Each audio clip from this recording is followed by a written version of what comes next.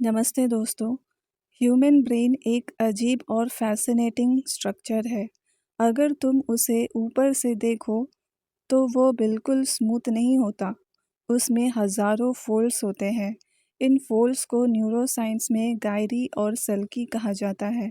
ये फोल्ड्स सिर्फ डिज़ाइन नहीं है, ये रीज़न है कि ह्यूमन ब्रेन इतना पावरफुल है। फोल्डिंग की वजह से ब्रेन का सरफेस एरिया बढ़ जाता है और ज़्यादा न्यूरॉन्स एक छोटी जगह में फिट हो जाते हैं और वही न्यूरॉन्स क्रिएट करते हैं आइडियाज़, क्वेश्चंस, साइंस, फिलॉसफी और कभी-कभी एक्सटेंशियल क्राइसिस। लेकिन एक इंटरेस्टिंग सवाल है, अगर सब ह्यूमंस का ब्रेन रफली सिमिलर स्ट्रक्चर से शुरू होता है तो फिर कुछ लोग डीप थिंकर्स क्यों बन जाते हैं और कुछ लोग सिर्फ बिलीफ्स और एजम्पशंस में ही जीते रह जाते हैं। इसका जवाब न्यूरोसाइंस और फिलॉसफी दोनों में छुपा है। ब्रेन का असली गेम है वायरिंग। ब्रेन का रियल पावर फोल्स में नहीं, कनेक्शन में होता है।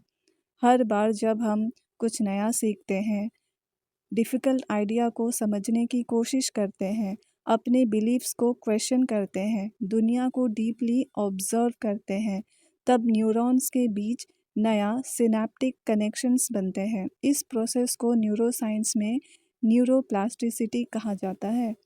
सिंपल वर्ड्स में अगर कहें तो ब्रेन यूज़ करोगे तो ग्रो करेगा, यूज़ नहीं करोगे तो डल हो जाएगा। आज की दुनिया में एक साइलेंट प्रॉब्लम हो चुका है। लोग नॉलेज क्रिएट नहीं कर रहे हैं, लोग सिर्फ इंफॉर्मेशन कंज्यूम कर रहे हैं। Infinite scrolling, short dopamine videos, mindless entertainment, ये ब्रेन को टेम्पररीली स्टिमुलेट करता है, लेकिन उसे डीप थिंकिंग डेवलप नहीं होती।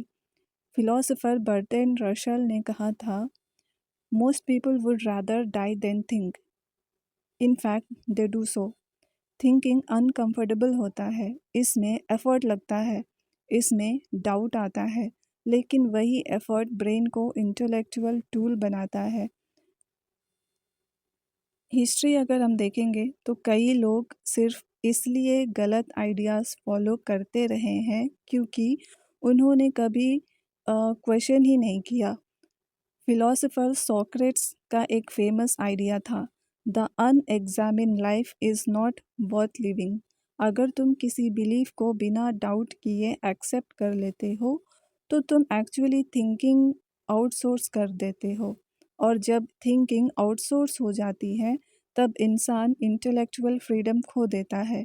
इंटेलेक्चुअल का मतलब क्या है? इंटेलेक्चुअल होना डिग्री का नाम नहीं है। इंटेलेक्चुअल होना एक हैबिट है। एक इंटेलेक्चुअल इंसान क्वेश्चंस पूछता है, एविडेंस ढूंढता है, अपने बिलीव्स को भी चैलेंज करता है और गलत होने से नहीं डरता। साइंस इसी प्रिंसिपल पर काम करती है। साइंस कभी फाइनल ट्रुथ क्लेम नहीं करती, वो सिर्फ कहती है लेट्स टेस्ट इट। तो हम अपने ब्रेन को पावरफुल कैसे बना सकते हैं? इसके लिए हमें कुछ हैबिट्स अडॉप्ट करनी पड़ेंगी, जैसे कि डिफ़िकल्ट बुक्स पढ़ना, जैसे इजी कंटेंट जो होते हैं ना, हमारे ब्रेन को एंटरटेन तो करता है, लेकिन वो हमारे ब्रेन को एक्सपैंड नहीं करता। तो इसके लिए हम फिलॉसफी हो, साइंस, साइकोलॉजी, ये सब क्या है? ये सब मेंटल जिम है। और दूसरा है कि हम अपने बिलीव्स को हमेशा चैलेंज करना चाहिए।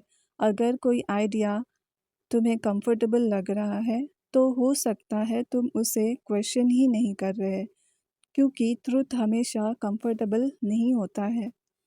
और तीसरा है कि अपने अंदर हमें एक बच्चे की तरह क्यूरियोसिटी को डेवलप करना है, जिज्ञासा को डेवलप करना है। हमेशा हमें एक सिंपल वर्ड हमेशा ये पूछते रहना है, वाई।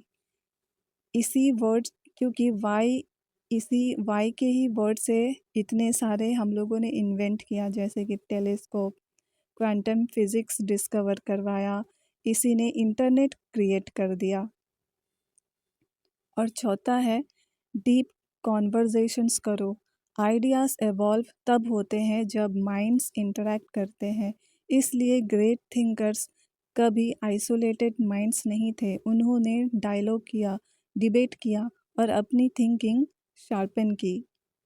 तो ह्यूमन ब्रेन यूनिवर्स का सबसे कॉम्प्लेक्स स्ट्रक्चर माना जाता है और यही पैराडॉक्स है कि इसकी कॉम्प्लेक्सिटी को यूज़ करना या इग्नोर करना कम्प्लीटली हम पर डिपेंड करता है।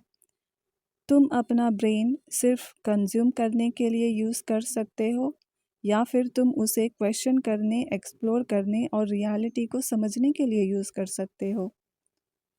तो इसमें डिफरेंस सिर्फ इतना है कि एक इंसान बिलीव्स में जीता है और दूसरा इंसान अंडरस्टैंडिंग में, और शायद वही जर्नी ह्यूमैनिटी को आगे बढ़ाता है।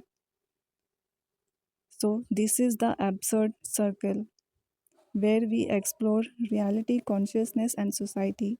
Thank you.